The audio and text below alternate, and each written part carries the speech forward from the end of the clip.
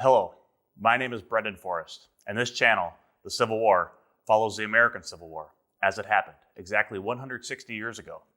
To do that properly, you need to understand how the United States came to fight itself.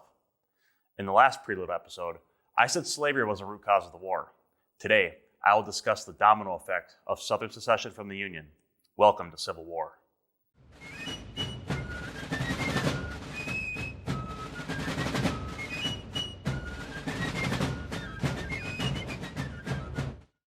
Abraham Lincoln was elected to the office of president in November of 1860. Following the election came a cascade of events ultimately leading to 11 states seceding from the Union, a 4-year-long war, and the deaths of hundreds of thousands. How could this happen? How could an election have been so contentious to embolden these states to formally withdraw from the United States of America? The formal withdrawal of a state from the Union wasn't a new idea when South Carolina voted to leave the United States in December of 1860. The legality of secession within the United States dates back to the Declaration of Independence, when in essence, the United States declared its secession from Great Britain. That issue aside, there are numerous other examples of the threat being made, or provisions being adopted for such an action in early American history. In 1814, New England Federalists entertained the idea of withdrawal during the Hartford Convention. In the 1830s, South Carolina nearly withdrew as a result of what Southerners had coined the Tariff of Abomination. During the 1840s and 50s, the topic was raised numerous times as a potential reaction against any action deemed to threaten slavery. But those threats of secession were never realized until the presidential election of 1860. The Republican Party was a new political party first running a candidate for president in the 1856 election. The party was created out of the remnants of the Free Soilers, Northern Whigs, and immigrants opposing the Know-Nothings. Created in reaction to the Kansas-Nebraska Act, Republicans called for both economic reform as well as resisting the spread of slavery. It is important to note here, the party platform did not call for an abolition of slavery, only the prevention of its continued spread. The Southern fear was if slavery was not allowed to expand, their influence in Congress would diminish to a point where slavery could have been abolished through majority vote in the legislature. Because of this, the Republican Party was an entirely sectional party, appealing nearly exclusively to individuals in the North. Republican candidate John C. Fremont was defeated by Democrat James Buchanan in the 1856 presidential election. Although the Republicans were considered a third party, they achieved an impressive 33% of the vote. Fremont's support came almost entirely from the northern states, where he won a total of 114 electoral votes from 11 northern states. James Buchanan, the Democratic candidate, received the party's nomination over the sitting president, Franklin Pierce. This is the only time in American history when a sitting president actively seeking nomination has not received it. When asked what there is to do about his losing the nomination, Pierce stated, "There's nothing left to do but get drunk." Buchanan won the election with 45% of the vote and 174 electoral college votes. The remaining 8 electoral votes were awarded to Millard Fillmore, running for re-election as a know-nothing candidate. Interestingly enough, James Buchanan was able to hold together the Democratic voters from both the North and the South because he had spent the greater part of the last decade in Europe and thus had no recorded position on the issue of slavery. The convenience of having no opinion on slavery will not last, as the election was based almost entirely upon it. Holding to a commitment to only serve one term, James Buchanan did not seek his party's nomination for president in the election of 1860. The Democratic Convention, held in Charleston, South Carolina, convened in April 1860. Senator Stephen A. Douglas of Illinois entered the convention as the clear frontrunner to the party's nomination. He won a majority of the votes in the first ballot, but failed to reach the established requirement of a 2/3 majority to win the nomination. His main opponents, being Southerners dissatisfied with an answer he gave in 1858 during a debate with Abraham Lincoln regarding the question of slavery in the territories. He said, "Answer emphatically, as Mr. Lincoln has heard me answer 100 times from every stump in Illinois, that in my opinion, the people of a territory can, by lawful means, exclude slavery from their limits prior to the formation of a state constitution." Douglas's statements are in strong opposition to his nomination by many Southern delegates, who spread their support among 5 other members in the convention. After 57 ballots over a period of 10 days, in which Douglas won a majority but never reaching the 2/3 requirement, the convention was recessed and was to reconvene at Baltimore a month later.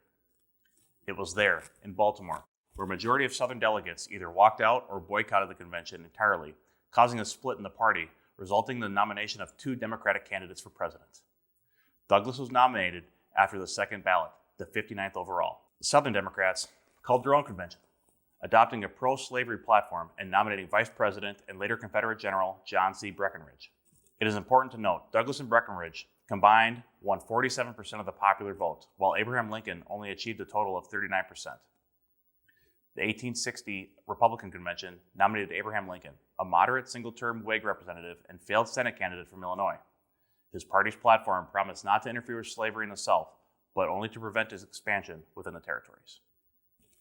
A fourth candidate for the election came from the Constitutional Union Party. This was a nationalist party that called for the preservation of the Constitution as written.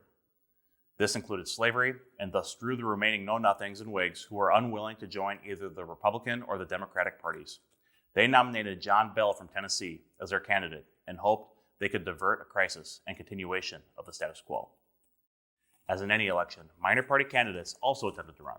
The Liberty Party, a radical abolitionist party, nominated Gerrit Smith of New York. Sam Houston of Texas was nominated to run for the People's Party, but he withdrew from the race in August, concerned he had no chance of winning and assisting a Republican victory. He threw his support behind the Constitutional Unionists. The main themes of the campaign centered on slavery and disunion. Douglas and Bell both stated a Lincoln victory would not necessarily result in secession. Southern secessionists hoped the threat of disunion would result in the Southern electorates either electing Breckinridge or throwing the election to the House of Representatives. If the decision went to the House, it would be made by representatives elected in 1858, as the Republican majority elected in 1860 would not have yet taken their seats. The threat of disunion hung thick, and it was understood that based on numerous warnings, states would entertain the idea of secession if Lincoln were elected. General Winfield Scott suggested President-elect Lincoln should assume the duties of Commander-in-Chief of the military before he was inaugurated. It is believed that the Lincoln campaign ignored these threats of withdrawal and secession as mere election trickery. He would soon be shown differently. Abraham Lincoln's name did not even appear on the ballot in 10 of the 11 states that would eventually join the Confederacy, with Virginia being the only future Confederate state where his name appeared. He received 1,029 votes in Virginia. Only 97 of those votes came from counties outside of what would become the Union state of West Virginia. Elections were quite different in the 19th century. The state did not pay for ballots to be printed, and there were truly no secret ballots to be had. Candidate supporters were relied upon in order to distribute their candidates' ballots. This is the reason why Lincoln's name did not appear in the South. No one would run the risk of publicly announcing their support for a candidate who was seen as a threat to slavery.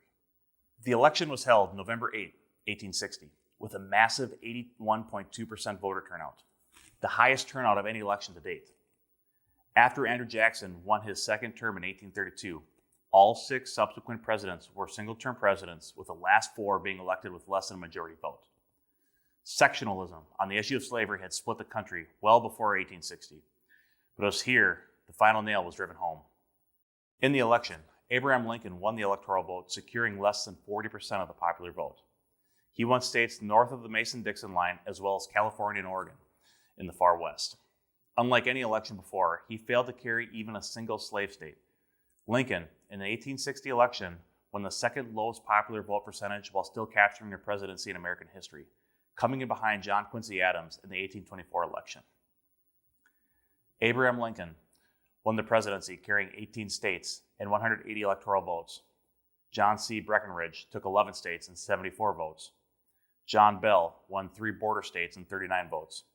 Stephen A. Douglas won only Missouri and its 9 electoral votes.